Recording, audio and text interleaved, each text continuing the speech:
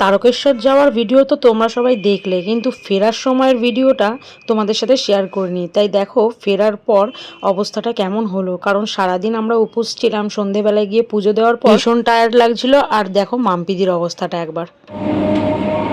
তারকেশ্বর থেকে ফেরার পর